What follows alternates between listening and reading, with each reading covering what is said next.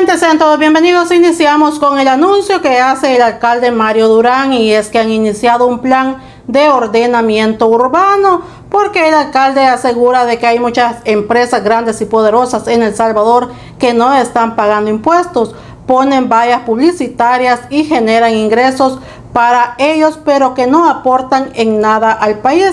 Esto ya no se va a permitir, y con este plan lo que pretenden hacer es remover todas esas vallas. Así como lo escuchan, el alcalde va con todo tras estas grandes empresas. Hola, buen día, tengan todos. El día de hoy les tengo una pregunta. ¿Ustedes pagan sus impuestos? Bueno, pues hay empresas muy grandes y muy poderosas de este país que no pagan sus impuestos, y quiero comentarles acerca de esto. Pero antes decirles que hemos iniciado con el plan de ordenamiento urbano. ¿Y por qué les comento esto? Porque el plan de ordenamiento urbano tiene como objetivo identificar todas aquellas vallas ilegales que no pagan sus impuestos, que no pagan sus tasas, que además se ponen de manera ilegal sin permiso ni supervisión de la alcaldía, y que además generan lucro para ellos, pero no tienen ningún beneficio para la ciudad, más que lo que se encuentra es contaminación visual, ¿no? Y a nadie le gusta la contaminación visual. Bueno, en este plan nosotros pretendemos identificar cada una de ellas y quitarlas. Ahora bien, algunas de estas empresas dirán, bueno, ¿por qué no nos legalizan o por qué no nos ayudan a pagar las tasas o impuestos municipales? Pues resulta que en principio nunca tuvieron que haber puesto estas vallas, y jamás debieron de haber estado en una situación en la que había que legalizar algo. Es decir, una persona normal no viene y pone un negocio y después pide permiso, o primero hace las cosas y después cree que se le puede enmendar. No, no funciona así. Nosotros nos encontramos ya en otro país, en otro El Salvador, y por lo tanto tenemos que hacer las cosas de manera correcta. Estamos iniciando con este proceso porque vamos a ordenar la ciudad y porque el beneficio es para todos, y por eso es que nosotros tenemos que entender que el día de ahora tenemos que hacer bien las cosas. Así que cuando ustedes vean unos rótulos amarillos sobre algunas de estas vallas publicitarias, sepan que estas estructuras no tienen ninguna supervisión, que hacen que corran peligro pues la ciudadanía que transita por la zona, porque no sabemos en qué condiciones se encuentra, que además nunca han pagado impuestos, que nunca han pagado tasas, nunca han tributado, y que solo se han visto beneficiados. Imagínense cuántos miles de millones de dólares no se han beneficiado todas estas empresas, y nosotros pues simplemente las vemos pasar. Así que no, a poner orden, y eso es parte de lo que hemos estado haciendo en estos días. Así que cuando usted dice que paga los impuestos, le felicito, pero hay muchos que no lo hacen, y a estos hay que enseñarles que El Salvador ahora es distinto. Saludos. El pastor Toby destaca la seguridad que se vive en El Salvador, y además de eso lo agradece porque dice que hoy por hoy se vive mejor y más seguro en El Salvador que en otros países como en Francia. Escuchemos. Como lo he repetido en otros medios, me siento muy orgulloso de ser salvadoreño y de vivir en El Salvador.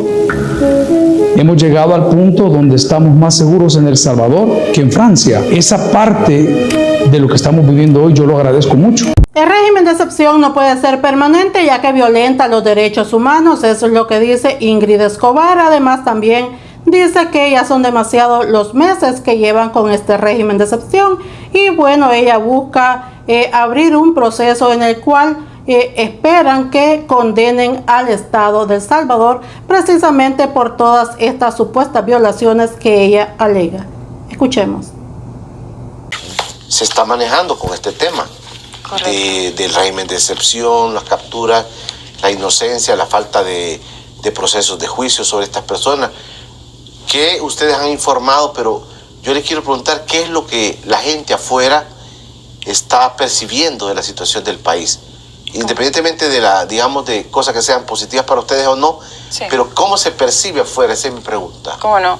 Bueno, en principio creo y estoy segura y convencida por los pronunciamientos firmes que están ya haciendo organismos regionales como la OEA a través de la Comisión Interamericana de Derechos Humanos, que ya estamos a unos días que presenten su informe, del cual nosotros hemos presentado una vasta información a ellos, análisis de los fallecidos en régimen, personas que han sido privadas de libertad de manera injusta, entre otros, pero también el sistema universal, que estamos hablando de los más de 194 países que aglutinan Naciones Unidas, y con quien también nos hemos reunido, no solo nosotros, sino que otras organizaciones, y que ya vieron con mucha preocupación, por ejemplo, que a este momento Llevamos ya, Julio, 29 meses del régimen de excepción.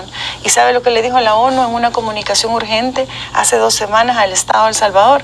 Que el régimen de excepción no puede ser permanente porque violenta derechos humanos todos los días. Bueno, el socorro jurídico humanitario, nosotros estimamos que por lo menos hay más de 2.000 personas en calidad de desaparición forzada. Este es un delito internacional y la ONU, a través de esa comunicación especial, lo reconoce. ¿Por qué desaparición forzada? Porque la gente ha sido capturada por miembros de cuerpos de seguridad como la policía y en el peor de los casos, porque hay miles así también, los militares. Luego se los han llevado a una supuesta delegación, pero cuando la familia llega a preguntar a la delegación le dicen que ha sido trasladado a un centro penal. La gente va a los centros penales y le dicen que no está ahí, que pregunte en otro centro penal y se tiran la bola. Al final se quedan con la última información que reciben. Eso concurre para declarar esto desaparición forzada de corta duración. ¿Por qué de corta duración? Porque la gente aparece, ciertamente, ahí termina el delito de desaparición forzada, pero ¿dónde aparece? Esta gente, mire, yo siempre, y aquí lo voy a andar, ahora que ya tenemos, y le voy a decir a usted en primicia, hemos confirmado la muerte de 307 víctimas adultas en régimen de excepción.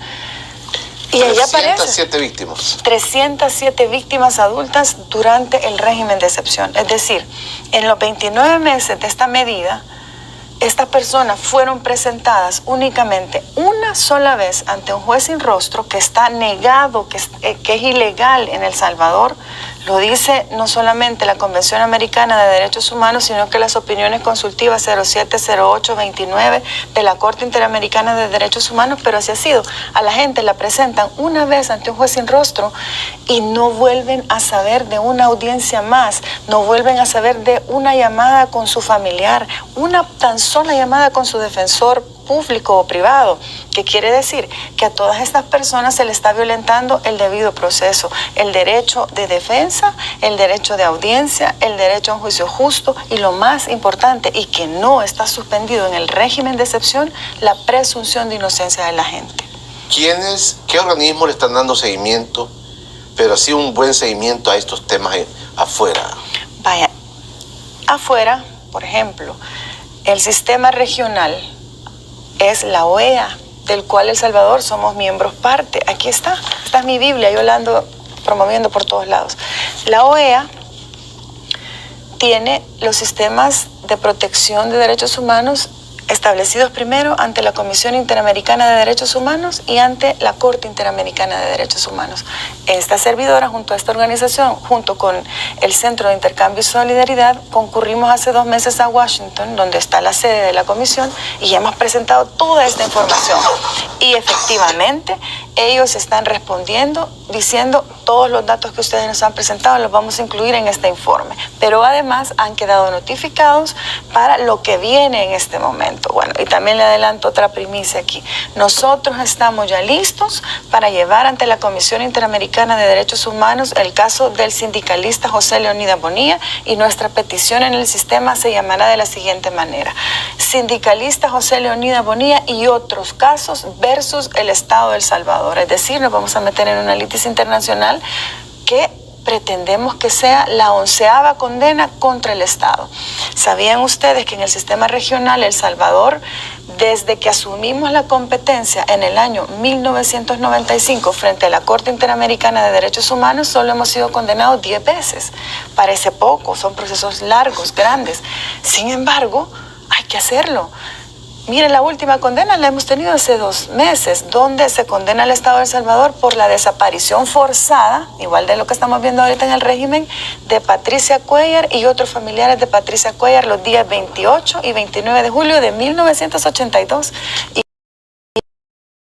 No es primera vez que el Tribunal Supremo Electoral se queda acéfalo, eso es lo que dice Bessie Ríos, y además asegura que antes era porque los partidos políticos no llegaban a una negociación y de cómo iban a repartir el botín. Escuchemos. Puede ser que la presidenta de la Corte de Cuentas de la República no haya hecho su renuncia a tiempo y que por eso no la juramentaron en esta última legislatura. Esa sería, digamos, lo único que te llama la atención, pero fuera de ahí, pues decir, es que están bien tensas las negociaciones y ha habido ahí una necesidad de recordemos los señalamientos que se le han hecho del tema relacionado con la contaminación de perfiles, ¿no? No, es que también no cumplen ninguno, si a la hora de que quieres hacer el análisis no cumplen los requisitos que te esboza la sentencia 56-2016 con cuanto a la vinculación material con los partidos políticos y no hay garantía de independencia de los posibles propietarios o suplentes que vienen de los partidos políticos. Pero, como te digo, no es la primera vez que se queda céfalo el Tribunal Supremo Electoral, solo que en las veces anteriores era porque los grupos parlamentarios no se habían puesto de acuerdo de cómo se iban a repartir el botín. Ahora que estos no lo hayan hecho, bueno, solo te da la impresión o tienen facciones internas o la señora de la Corte de Cuentas pues no puso su renuncia. Gracias por ver, será hasta la próxima con más información de la política salvadoreña.